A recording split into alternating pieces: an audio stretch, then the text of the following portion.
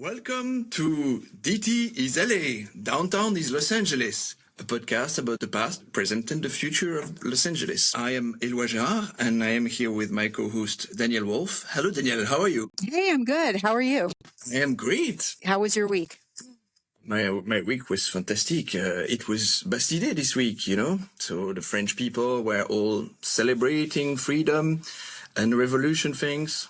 And we went House of Cocotte. So House of Cocotte is a kind of restaurant with an even space and a co-working space and a little podcast studio. That's right. Yeah, it's a really cool space. So it's in the Arts District right here in downtown.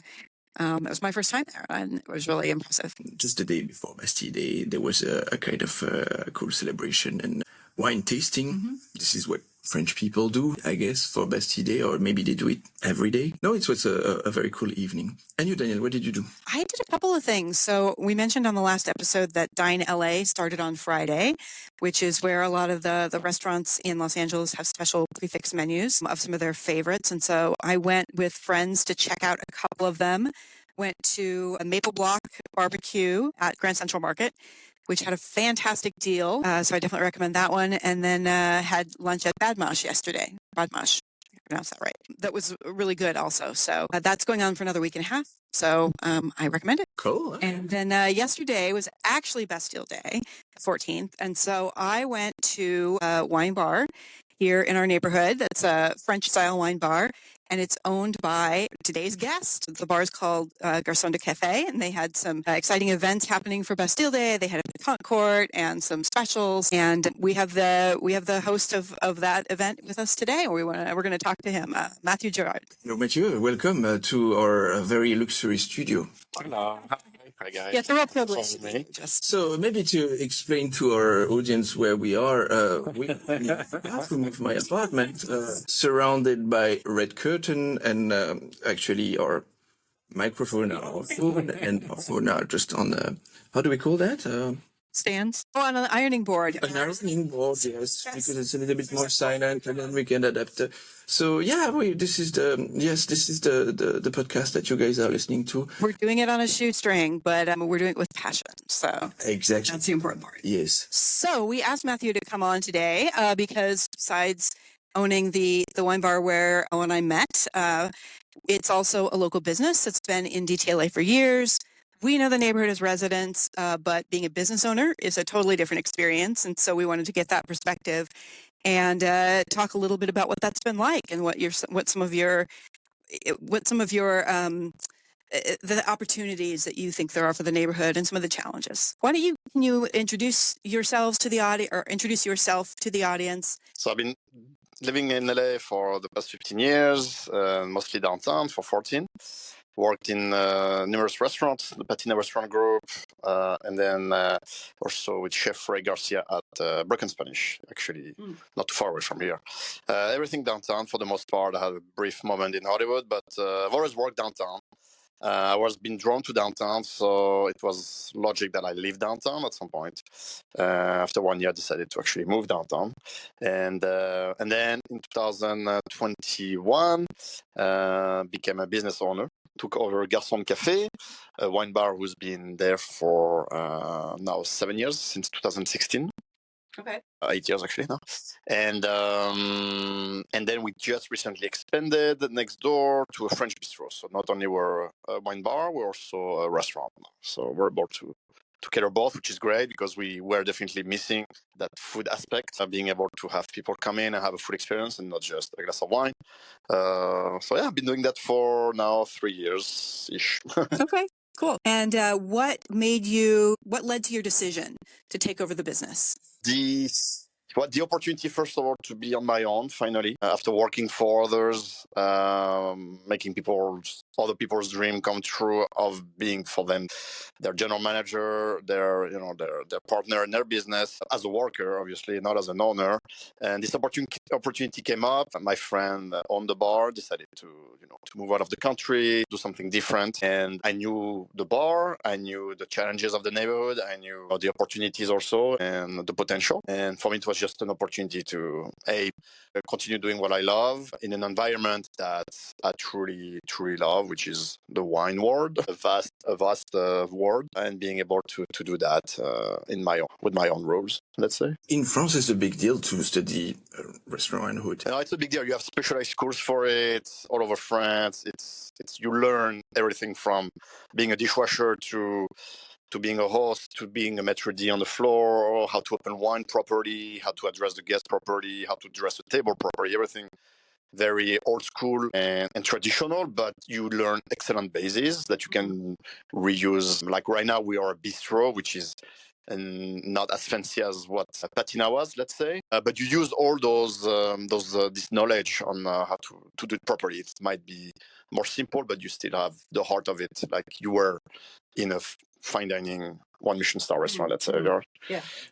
So it's a big deal. Yeah, you learn that, and it's a big industry in France. We love to eat, we love to drink, we love to go out, and it's great that there is so much training for it, and we are able to travel all over the world. Us learning how to manage restaurants and hotels. It's a field where you never are out of work. That's pretty cool, and you can travel all over the world, which is really amazing too. So you opened or you took over the business in 2021, right, which is shortly after COVID, or maybe still kind of when, COVID was still in effect. So how was that? Challenging. You still had to wear the mask. You still had to, people were still scared of going out. It was definitely a journey of seeing people starting to go out again, feeling comfortable being around people in a closed space. Because mind you, Garçons de Café is completely closed. We have a small patio, but it's still the heart of the bar is completely closed. So think about 2021, everybody's still traumatized by not talking to each other, not touching each other. We're very like, don't talk to me, you're too close to me. Why don't you wear your mask? I mean, we were all a bit on on nerves with that. But being one of the first few places that reopened, actually, we were able to get pretty busy. Because people were still trying to get reorganized. A lot of restaurants and bars were still closed all over town. And so it was pretty cool to actually see people being very enthusiastic for the ones that were okay going out again, right? But obviously, the neighborhood lost a lot of its dynamic and working on it. Yeah. I think as a neighborhood, it's been 3 years. I think we've done tremendous steps to go back to what it was before the pandemic, but there's still some work to get done. Yeah. So you talked a little bit about how people kind of came back. It was one of the first places that was sort of reopening that I think people always want that place where they can go and be it's not just about having a drink, it's about being around other people, being out in the world and finding that community, which is one of the reasons that we hung out there and still do. So how is that? I'm just curious, like, how do you envision your business as a place, to kind of build that community? And I think it says that neighborhood living room or something. You have a tagline, right? Yeah. Your second living room or something. Yeah. Well, because it's cozy and it's inviting, I think. I hope. It is, yeah. We have a big sofa that's very comfortable. We have bar seats, we have tables, we have the patio. So we have a happy hour. And I think we don't have any turnover of stuff. So it's more as most of the time there. And we have key employees that are still there for the past 2 or 3 years. So it's great to be able to build that community, to build that sense of you can go to a place and you can carry on conversations you left the last week. You saw these people, and it's not just any other patron, it's becoming your friends. So it's like you're having your friends at your place, at your house, pretty much.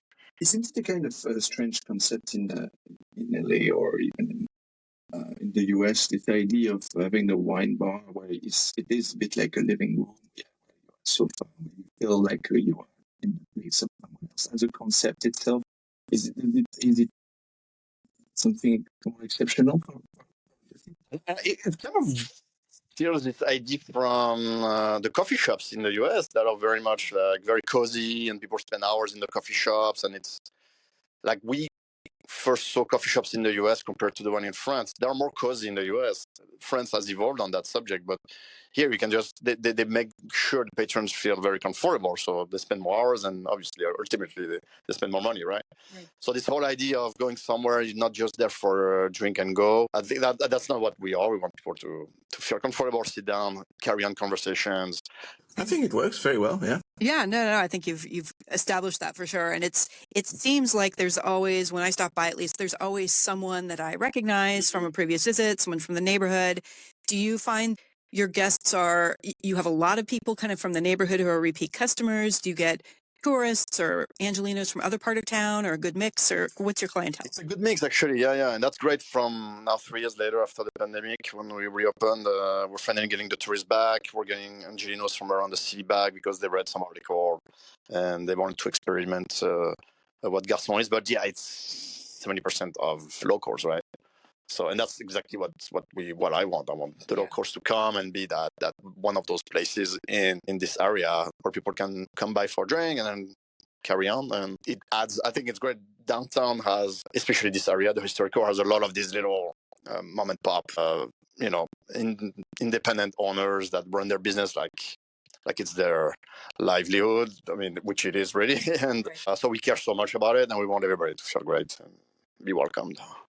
Let's talk a little bit about some of the nitty gritty about running a business in downtown. What are some of the challenges, and are there any that you didn't expect? I mean, I imagine that when you went into it, you knew, it's an urban neighborhood. That there's parking's a little bit harder, say, than it might be in the valley. There's some of those challenges that you probably went into knowing.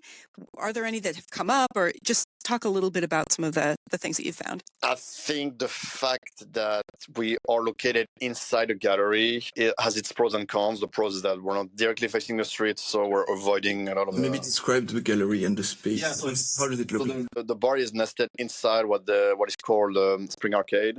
It has nothing to do with an arcade. People sometimes think they're going to find video games and stuff like that. It's called the arcade, but it's basically a gallery that you can find in European cities. You go through one street to another, and through this street you see different shops. So you have different restaurants, and then it's actually also a residential building. So we're nested there. So the challenge is that we're not facing the street, so people don't necessarily see us right away. So we are, for people that don't know, we are definitely a destination. And sometimes people, for the first time they come, they're like, "Wow, it's hard to find you." And we're like, "Yeah, we're sorry. We wish we could be, better. We could have better, signage, but also we cannot put anything on the building because it's a protected building. So there's so much we can do about it." What would be the pros and cons of choosing to be in a speakeasy, and to open a speakeasy where you are not at all facing the street, and a bar like yours, or being front facing, You don't capture as much pedestrians for sure.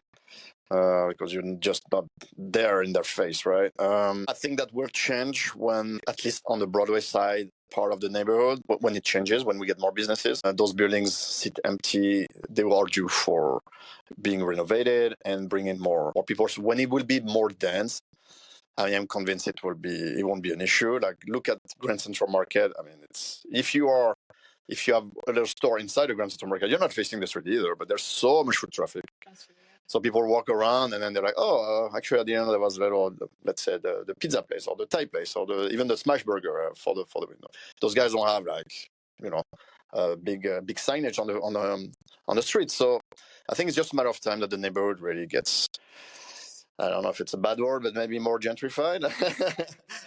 I mean, gentrification has its pros too. So I wish the neighborhood gets a bit more gentrified, more clean, and that the city invest in it because it should. Well, speaking of that, what are some of the things that you wish the city, or that you think the city could do to help make running a business easier? That they have a plan, which they don't seem to have right now. I'm talking to a lot of people involved. It doesn't seem like the city has a priority of wanting downtown to really turn around and thrive like it should. It's downtown Los Angeles, come on, because you look at Broadway, some parts of Broadway are doing great. It's not because the city invested in it. It's because businesses moved in and it transformed the neighborhood. And the sidewalk are still not in a good condition. The trees are not trimmed properly, or if there are any trees. I mean, it's not, the landscaping is not there. It's not very well maintained. I think the city should look into it and beautify Broadway, which is a gem. I mean, you have all those beautiful theaters, those beautiful buildings. It should really be considered, and it doesn't seem like right now they really care. They have other priorities. I mean, they're spending. And I was reading this article again today about the people mover for LAX. Oh, yeah. It's delayed again, a year and a half, and they're asking for another 400 million. And I'm like, this is insane. Like, what are you guys doing? Think what 400 million could do on Broadway. I mean, imagine, right? Yeah. And of course, they're going to get that money because it's too late now. They invested so much. Obviously, they're going to get that 400 million, but it's like the money is there, but not the political will, it feels like. It's because we are seeing that with our European eyes, where for us, the public authority is the first driver of making a space different, and improving it. Where here, Daniel, you tell me if I'm wrong, but it's really up to the people first and up to businesses to invest in where they think is suitable, and then it works great. It doesn't work, doesn't matter, Yeah, it's a little more market driven. I mean, the governments does still have a role to play, but they don't do anything on their own until they're pressured by the businesses who, want the benefits and the help that they can get from having a better designed neighborhood, a neighborhood that's clean and safe. And if we think in this American way, what could help to enable, to connect these businesses or these interests to actually bring an agenda in front of the mayor, for example? A hotel group says, hey, I want to buy this building. I want to turn it into a 4-star, 5-star hotel, but you gotta step up and clean up the city. Netflix almost moved on some of those theaters on Broadway, the one located next to the Spring Arcade. Oh, yeah. And then they moved on to the other ones on Sunset because they looked at the neighborhood and they were like, there's no way. There's no way we're going to invest so much money renovating those beautiful theaters and the street doesn't change. It still looks like deteriorated, right? So they stepped away. But we could have had Netflix theaters on Broadway, and that would have been a game changer we need, right? Oh, for sure, yeah. Well, you said that, but Apple just renovated the Tower Theater. Okay, it's great, but it doesn't look like it creates an impact. No, and I thought it would be a game changer, and I guess I was wrong. Well, I think the area right around there has improved. And I worked for the Hollywood Chamber of Commerce for a while before went into what I'm doing now. And this was when they were renovating or building Hollywood and Highland and all of that. So the Hollywood Chamber of Commerce is a business organization that exists to help support the businesses in the area and work with government and basically do whatever they can to kind of help. But what we saw was as these new things opened up, the area right around there would improve, and then slowly it would kind of fill in between the developments. And it just takes a while. I think like with the Apple store in the Tower Theater, I've noticed that the businesses right on that block have, has improved. And so I think if we get a couple more of those, that'll start to fill in between them. But it takes a while, unfortunately. Yeah. Because the Apple store took, just to get the permits, that takes a while. And then the renovation, which is amazing what they did, that took also a while. So yeah, you have to be patient. Do you guys have association or like a group of interest where you connect all the different business owners? Well, there's the bid, and they do meetings every week. There's a lot of things happening there. Well, there's a lot of conversation, but I've been to a couple. I feel like I don't think my voice carries that much. It's just a little wine bar in downtown. There's not much I can really add. I'm just waiting for some major news, and I've been to a few of them, and it's not really. There's not major news. So it's just like, okay. The business improvement district that represents usually the owners of the building. Right. And Bernard is great. Ours for the historic part. She's really amazing. She's doing everything that she can, and she's very involved, and she's a great support. But there's so much also that she's able to do, right? It's the city, it's the council members, and everybody has an agenda. So, how is our council member? Is he doing something? Get them on here and start estimating some answers.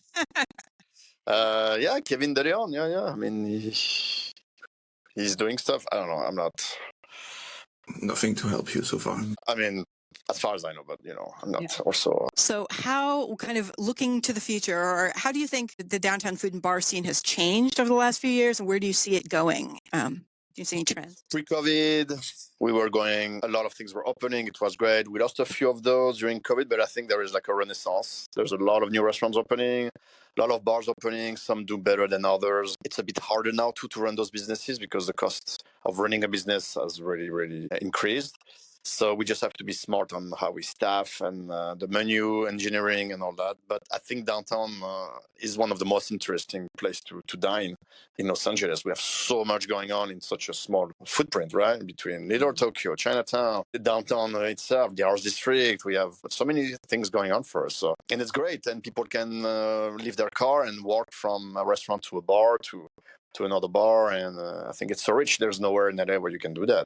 Really? Yeah, no, for sure. When I meet friends in other neighborhoods, we always have to decide ahead of time where we're going and make plans. And when they come down here, I say, just come to my place and we'll figure it out. We'll walk until we see something interesting and then we'll go somewhere else. We'll do one course here and another course here. And it's one of the few places in LA that you can do that. So I think that's, The future is bright, I think. We're getting more residents, so it's getting more dense.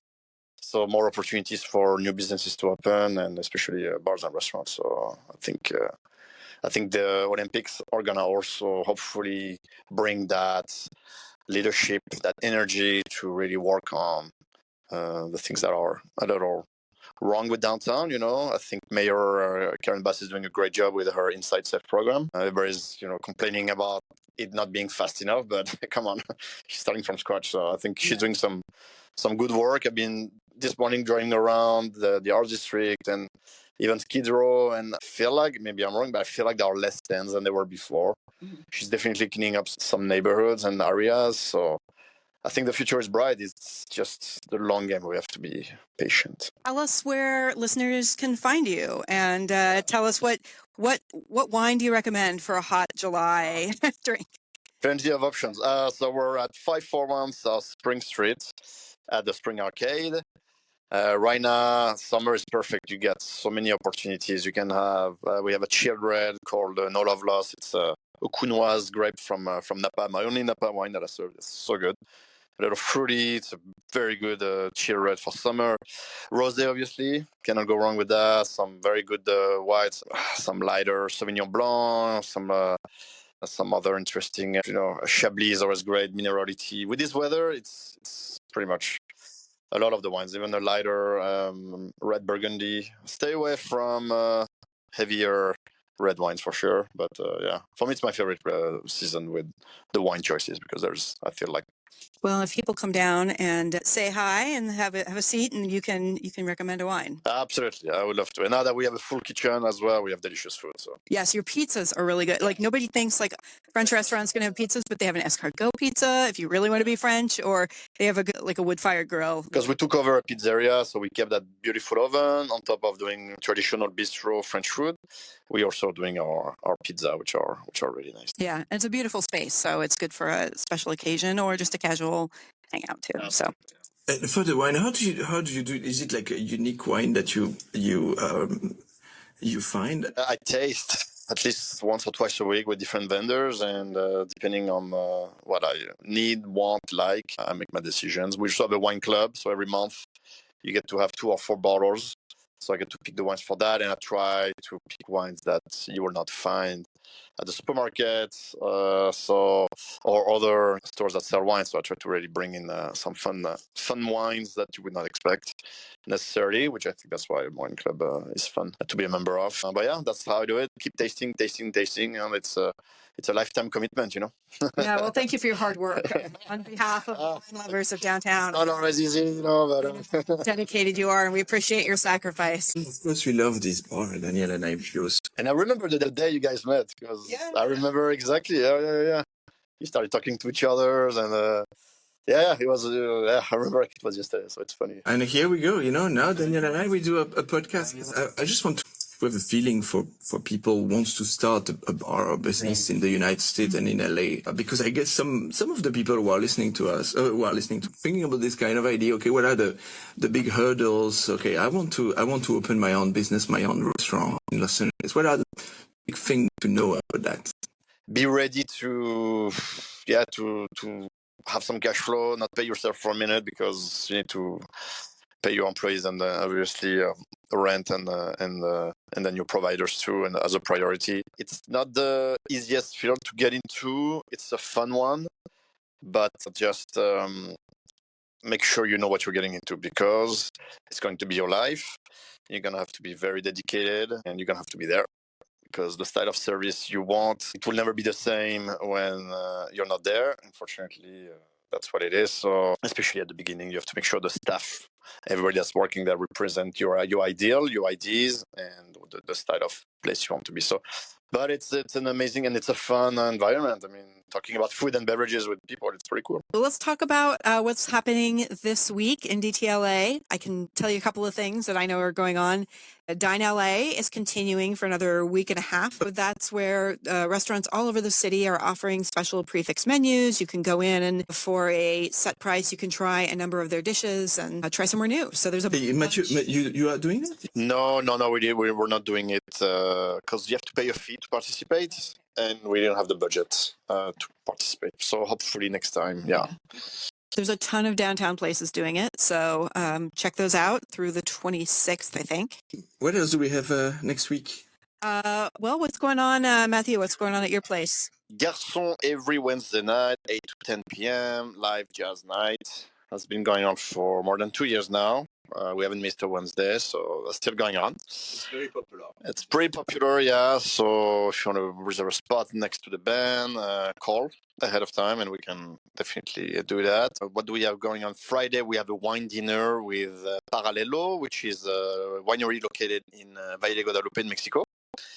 So we're doing a wine dinner with the winemaker. He's going to be here, 3-course menu. What else we have going on? We're talking to a company that does, talking about immersive experience that you were just mentioning. We're going to be starting to work with them. We're going to do dinners and while serving food that match what they are actually eating during the movie. Oh, Yeah. So we're still talking about the house and when's. It should start in September, and we're gonna do a few a month, and it's gonna be very fun. Yeah. So basically, they did it before, where let's say they were showing Ratatouille, which is a very popular movie, and obviously around food a lot. And when the food gets served in the movie, the people get served the exact same food. That's awesome. Yeah. You're on social media, right?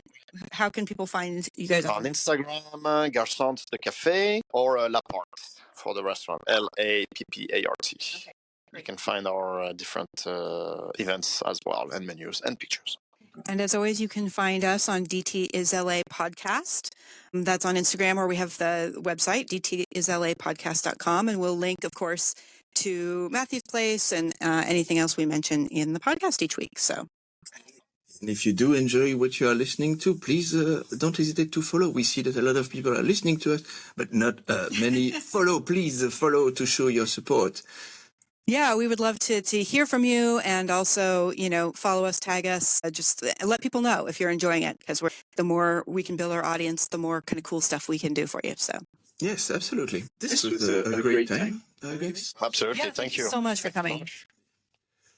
All right, we'll talk to you next week.